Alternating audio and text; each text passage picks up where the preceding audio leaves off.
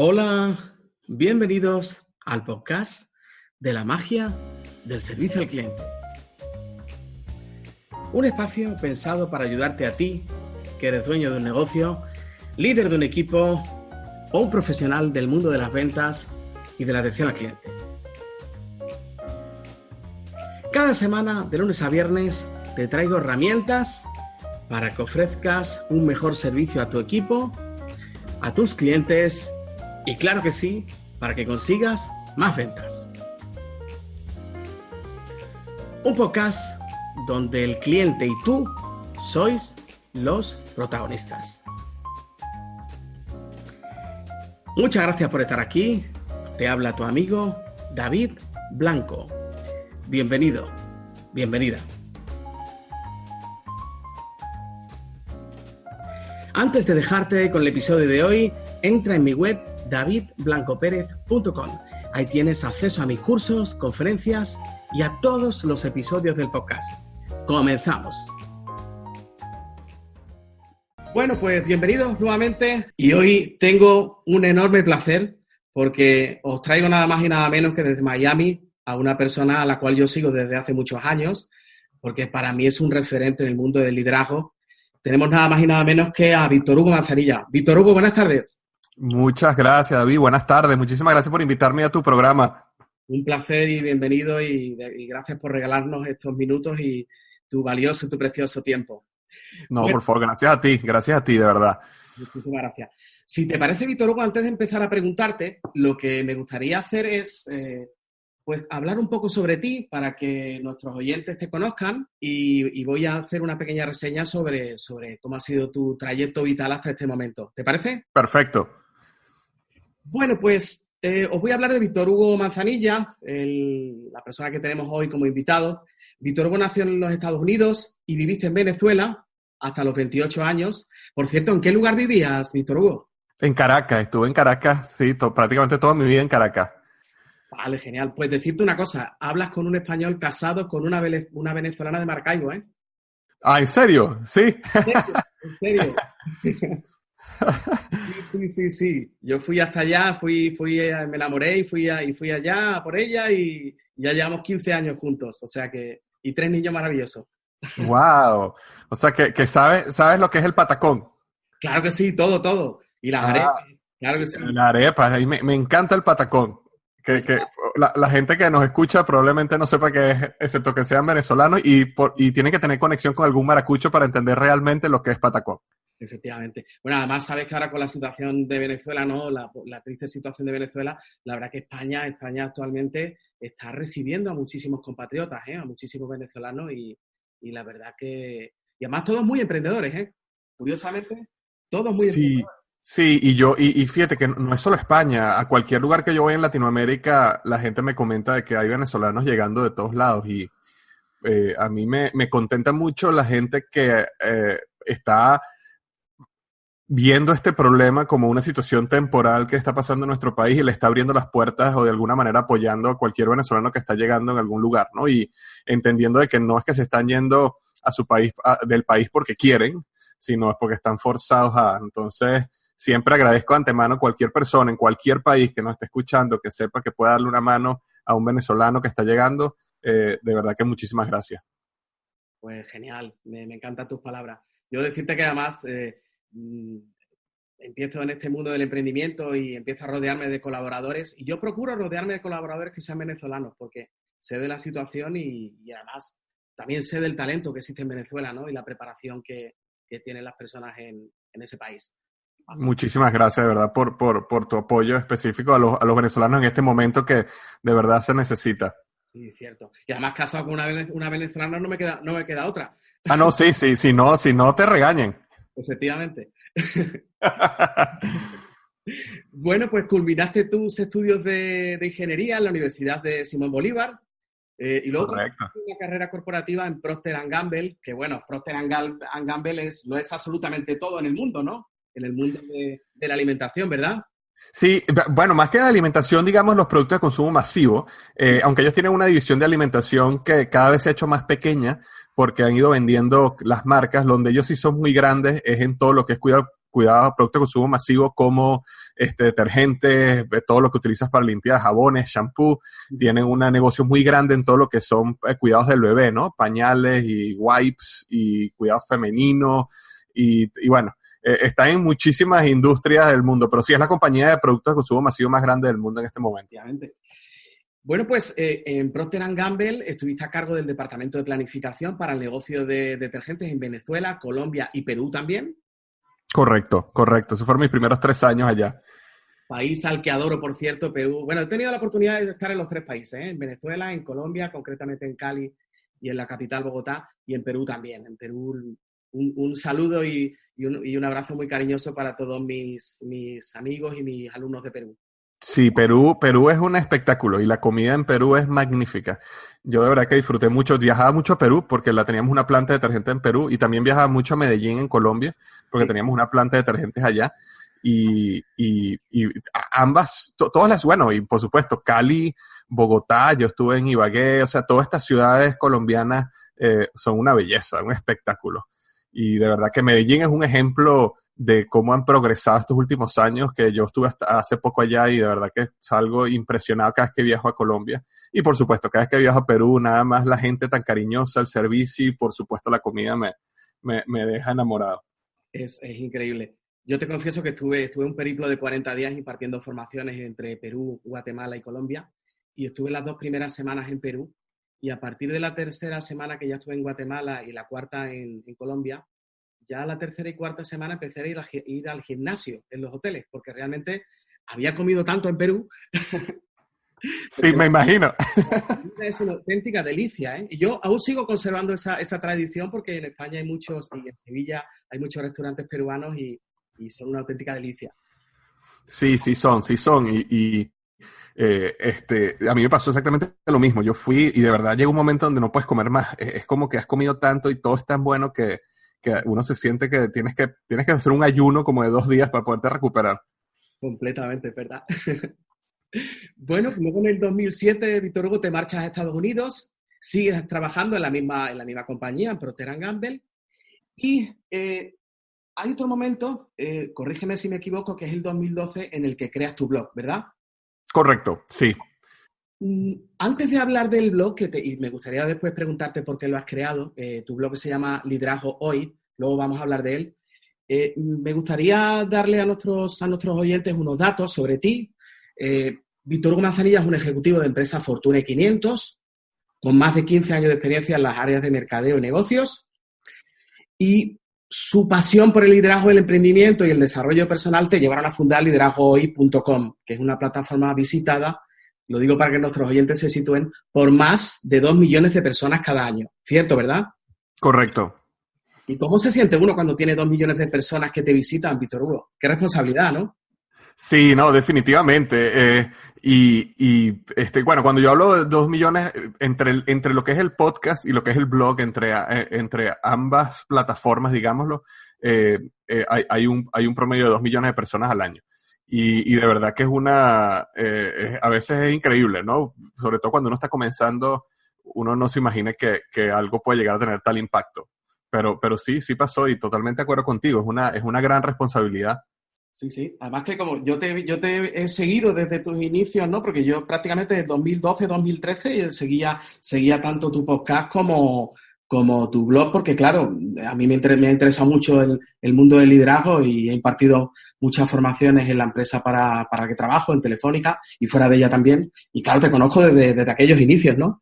Así que ya te puedes imaginar pues el placer que siento de tenerte aquí y poder preguntarte y aprender de ti y que nos compartas todas las cosas que tú has aprendido en el camino, que son muy valiosas, ¿eh? O sea que... Gracias, David. No, de verdad, muchísimas gracias por tu apoyo desde hace tanto tiempo y de verdad, nuevamente, para mí es un honor estar aquí conversando y tratando de que ambos estemos dialogando un poco, ayudando a las personas que nos están escuchando. Genial. Muchísimas gracias. Bueno, adicionalmente, eres el fundador de Emprendedor University, que luego, si te parece, al final tengo previsto preguntarte por los proyectos que tienes ahora en marcha. ¿Te parece? Sí, perfecto. Vamos, diremos simplemente que es una plataforma diseñada para ayudar a los emprendedores a llevar sus negocios al éxito masivo, ¿verdad? Sí, exactamente. definitivamente. Básicamente fue creada porque yo detecté que existían ciertos vacíos en el emprendimiento y más que todo en el área de conocimiento de negocio, y por eso creé esa plataforma para que las personas realmente puedan llenar ese vacío, aprender y realmente maximizar las posibilidades de éxito en sus negocios. Fenomenal. Bueno, también estamos hablando hoy con Víctor Hugo, que es autor del bestseller Despierta tu héroe interior y tu momento es ahora. Actualmente resides en Florida, ¿verdad? En Estados Unidos. Sí, correcto. Un poquito más al norte de Miami, en una ciudad que se llama Boca Ratón. Pero sí, aquí estoy, en como lo llaman, el estado del eterno sol. Ah, sí. Ah, qué bueno. Sí. Estuve 12 años viviendo en Cincinnati cuando estaba trabajando en Procter & Gamble y ese era el estado del eterno invierno. Y entonces al final dije, no, me tengo que ir al otro extremo, me tengo que ir al sol, como en Venezuela es, ¿no? Que es, no tenemos invierno, básicamente. Efectivamente. Así es. Bueno, luego creaste tu podcast. Tu podcast tiene bueno, hoy en día tiene que tener más seguramente, más de 500 reseñas en iTunes, ¿verdad? Sí, si tú sumas todos los países, sí. O sea, no sé exactamente, por ejemplo, cuántas reseñas tengo en España, pero yo tengo una herramienta que me suma, me agrega todas las reseñas de todos los países y está un poco por arriba de las 500 reseñas 5 estrellas. Si me dejo algo en el camino que no haya comentado y que tú consideres que es interesante también mencionarlo, de tu trayectoria hasta el momento presente. No, sino, yo comencé el blog como en paralelo a mi trabajo, ¿no? Y esto, yo muchas veces cuento esta historia porque es como un testimonio a que uno puede hacer lo que uno quiera y conseguir el tiempo para hacerlo, ¿no? Y yo comencé mi blog y mi podcast similar como lo estás haciendo tú, David, donde en las noches, los fines de semana, y así lo fue construyendo porque yo seguía teniendo mi trabajo en Procter & Gamble. Y después yo dejé Procter & Gamble y me fui a Office Depot, que es otra empresa muy grande aquí en los Estados Unidos, donde venden, digamos, accesorios de oficinas y todo este tipo de materiales de oficinas. Uh-huh. Y ahí estuve por 3 años más como director de mercadeo y seguí escribiendo. O sea, mis 2 libros yo los escribí con un trabajo, ¿no? Entonces, es simplemente testimonio de que uno puede hacer lo que uno quiere hacer y cualquier sueño que uno tenga uno lo puede hacer, siempre y cuando uno consiga el tiempo, el compromiso y poquito a poco, ¿no? Uno lo va construyendo hasta llegar el momento donde tú puedes realmente dedicarte a lo que te apasiona, ¿no? A realmente el sueño que tienes y lo que quieres hacer. Efectivamente. No sabes cuánto empatizo con todo lo que estás diciendo ahora mismo y me veo reflejado al 100% porque, claro, trabajando y escribir un libro es todo un reto, ¿eh? Sobre todo también para conjugarlo con el entorno familiar, ¿verdad? Sí, y todas las otras compromisos que uno tiene, pero realmente cuando uno saca la matemática, no es tanto, el entorno familiar no te quita tanto tiempo como uno cree, o sea, no tienes que modificarlo tanto como uno cree. Lo que realmente uno no se da cuenta, David, es la cantidad de tiempo que uno pierde en el teléfono, en Facebook, en Instagram, en Netflix, viendo televisión, viendo YouTube. Viendo 3. Entonces sí, es verdad, uno tiene que, esas son las cosas donde si uno se enfoca y uno puede moverlas a un lado por un tiempo, uno consigue una gran cantidad de tiempo, ¿no? Y muchas veces la gente automáticamente se enfoca en la familia y dice, wow, pero yo trabajo y después el tiempo con mi familia, es decir, si yo me pongo a hacer esto, entonces voy a sacrificar a mi familia.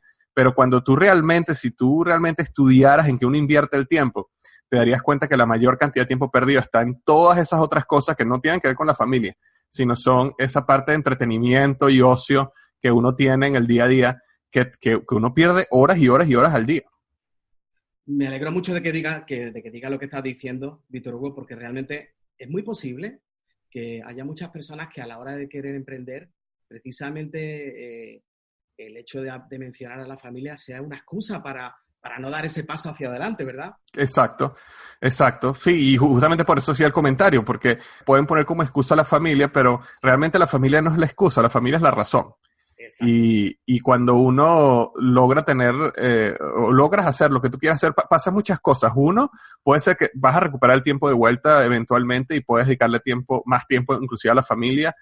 Lo otro también que sucede es que también le das un ejemplo a tus hijos de lo que es el emprendimiento, el esfuerzo y todo eso. Yo creo que también nosotros mucho como sociedad nos hemos movido un poco en el péndulo a a que, tú sabes, la vida tiene que ser completamente balanceada y uno tiene que tener todo este tiempo bloqueado, pero también es bueno que a veces los hijos lo vean a uno trabajando duro, trabajando hasta tarde, luchando por un sueño. Esa también es una manera de enseñanza que uno le da a su familia, que muchas veces uno no piensa, pero realmente cuando los hijos ven a los padres esforzándose, trabajando duro, no necesariamente dedicando el tiempo a todas las cosas que quisieran, pero a las cosas que deben hacer ahorita para un mejor futuro, eso también es un método de educación y es un método que nosotros podemos utilizar para, por el ejemplo, enseñar a nuestros hijos a ser personas comprometidas a un proyecto, comprometidas a un esfuerzo y que tengan ética de trabajo. Qué bonito mensaje, ¿eh? Muchísimas gracias, porque es un mensaje precioso, de verdad. Gracias, David. Eres una persona que lee más de 200 libros al año. ¿Qué te enseñan los libros, Víctor Hugo? No, más de 200 al año no. He leído más de 200 libros, sí. Yo trato de leer, de verdad, yo trato de leer entre 12 a 20 libros al año, ¿no? O sea, yo leo entre 1 a 2 libros al mes. A veces leo un poco más, pero estoy entre eso, 1 o 2 libros al mes. Sí. Cuando yo hablo de 200 libros ha sido desde que yo empecé a tomar la lectura como un hábito realmente importante en mi vida. Ahora, para responder la pregunta, que al final la respuesta es la misma, ¿no? Que es ¿qué me han dejado los libros? ¿Qué me han enseñado los libros? Y te cuento con esta pequeña historia. Yo estaba trabajando en Procter & Gamble y yo tenía un jefe que se llamaba Adam. A mí siempre me impactó muchísimo la capacidad que él tenía estratégica de analizar el negocio, ¿no? Él era una de esas personas que cuando tú hablabas con él tenía una capacidad de ver mucho más allá de lo que superficialmente tú le estabas diciendo. Y él tenía una capacidad de conectar los puntos mucho más elevada que yo tenía. Tenía una capacidad de llegar a conclusiones mucho más profundas y poderosas que yo podía y en consecuencia tomar decisiones de negocio muchísimo mejores que las que yo tomaría, ¿no? Entonces cuando yo le estaba reportando a él era mi jefe, yo realmente a mí me impactaba mucho y yo sentía que era como, bueno, hay gente que nace con ese don, ¿no? Ese don visionario de capacidad de análisis o tiene muchísima sabiduría y logra analizar las cosas y tener una mentalidad mucho más estratégica. Y entonces, a medida que yo desarrollé más una amistad con él, yo le pregunté una vez de qué había hecho él y él me dijo a mí, leer, ¿no? Y entonces él me recomendó unos libros y yo los empecé a leer. Nada importante específicamente en los libros, pero que él me recomendó, sino era el proceso de que cuando tú lees, tu mente se expande. Cuando tú lees temas que no necesariamente inclusive son temas donde tú tienes expertise, sino temas un poco diferentes o libros que te llevan a pensar a otro nivel o libros que te llevan a forzan tus límites del pensamiento, eso expande tu mente y te lleva a un nuevo nivel de pensamiento,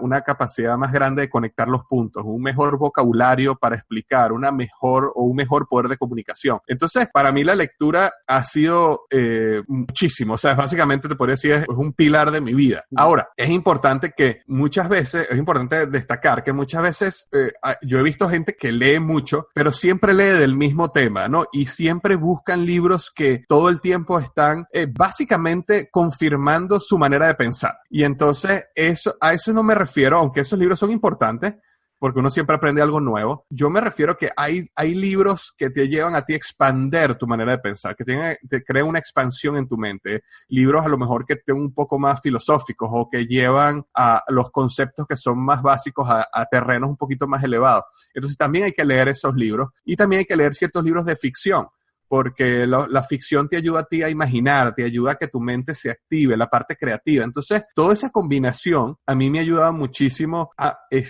digamos, como descubrir cada vez más una verdad en la vida, ¿no? Y no digo una verdad como un punto en la vida, sino como que la verdad es un proceso de descubrimiento constante. Y los libros te ayudan a mantenerte en ese camino de descubrimiento constante y expansión mental que a mí me ha parecido fascinante. Y además pasa muchas veces que un libro te lleva a otro libro. O sea, un libro te abre la puerta a otro libro. Y me parece además súper interesante lo que estás diciendo de no leer siempre sobre un mismo tema. Yo te confieso y le confieso a nuestros oyentes que en alguna ocasión, preparando algún curso, preparando alguna formación, cuando me he alejado de la temática en sí y he leído cualquier otra cosa, nuestra mente es tan poderosa que por la pura asociación descubres o generas una idea que no la hubiera generado posiblemente leyendo exclusivamente en el mismo terreno. ¿Coincides con lo que te acabo de comentar? Definitivamente. Y fíjate que cuando tú hables con los grandes pensadores o grandes líderes del mundo y tú le preguntas sobre su libro favorito, normalmente no te hablan de un libro digamos, de liderazgo o de productividad, aunque esos libros puedan ser magníficos, ¿no? Pero normalmente te hablan de libros que en un momento le dieron una nueva visión, le transformaron la manera de pensar. Y eso es importante también agregarlo, ¿no? Agregar a tu repertorio también ese tipo de libros, historia, porque la historia siempre se repite, entonces se permite crear esa asociación que tú dices con el presente, con cosas que pasaron en el pasado, y todo ese tipo de cosas expande, ¿no? Y como dices tú, un libro te lleva a otro y te lleva a otro. Yo creo que una de las cosas interesantes es que nutre tu curiosidad, y la curiosidad es una habilidad y muy importante en el ser humano, que no mucha gente tiene, o mucha gente la ha dejado dormir y solo se enfocan en su día a día y su vida, ¿sabes? Lo mínimo que tengo que hacer para seguir existiendo. Pero el ser humano que empieza otra vez a regar con agua esa planta de la curiosidad y empieza a crecer y se empieza a apasionar de nuevos temas y apasionar de nuevos horizontes, es interesantísimo. Así como puedes dedicar a leerte un libro, por ejemplo, del espacio y de física aeroespacial, por ejemplo. Puede haber un libro sobre la historia de la humanidad, como el libro Sapiens, por ejemplo, que te habla un poco de la historia de la humanidad y de todo lo que ha pasado estos varios millones de años. Entonces, todo eso conecta al final, ¿no? Y todo eso te permite a ti elevar tu nivel de pensamiento y entender, conectar los puntos muchísimo mejor, que te lleva a pensar mucho mejor. Completamente de acuerdo. Además, me viene a la mente cuando estamos hablando en cierto modo también de ser más creativos, ¿no? Definitivamente, sí. Claro. Y me viene a la mente que hay un equipo de ingenieros de Fórmula 1, precisamente para querer mejorar y querer salirse del terreno conocido, porque claro, si uno está en el terreno donde siempre transita, las ideas que generas casi siempre son las mismas, ¿no? ¿Sabes dónde se fueron ese equipo de ingenieros para descubrir algunas cosas que querían descubrir? A un hospital, a una UCI. ¿En serio? En serio, sí. Además, esto se ha hecho en un hospital de Valencia, aquí en España, y un equipo de ingenieros de Fórmula 1 llegó al hospital y lo que querían ver en definitiva es qué sucedía con el paciente que llegaba en una situación en ocasiones muy precaria o en las que su vida corría peligro, y qué hacían con él y de qué manera se articulaban todas las decisiones que se tomaban. Eso nos lleva directamente al mismo ejemplo de lo que sucede cuando a un Fórmula 1 le tiene que cambiar las ruedas en décimas de segundo, ¿no? Y claro.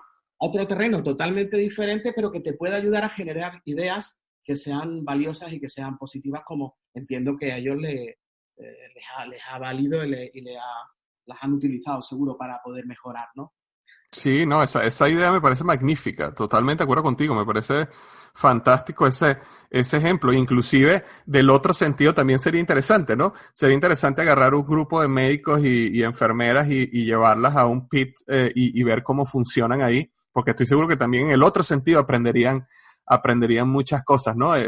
Realmente ese buscar paralelismo. Tú sabes que hay como dos, no lo llamaría teorías, pero como dos escuelas del pensamiento. Una es el paralelismo, que es lo que tú estás comentando, es decir, cómo buscamos actividades o industrias o negocios que paralelamente pueda aprender de ellos para aplicarlo a mi negocio. Y existe también esta escuela de pensamiento de cómo vamos a los principios, ¿no? Cómo damos unos pasos atrás y vamos a los principios más básicos de lo que estamos haciendo y tratamos de cuestionar esos principios y volvemos a reconstruir la estrategia, ¿no? O el proceso, lo que sea, ¿no? Si tú hablas un poco o has leído un poco de Elon Musk, te das cuenta que él es mucho de la escuela de principios, ¿no? Y por eso cuando él comenzó su compañía de SpaceX, de viajes exploratorios al espacio, él básicamente, él no agarró y dijo, déjame ir a la NASA para aprender de la NASA, sino que él más bien dijo, no, ¿cuál es el problema más grande que ellos tienen? ¿Por qué NASA no funciona? ¿Por qué todo esto ha funcionado mal?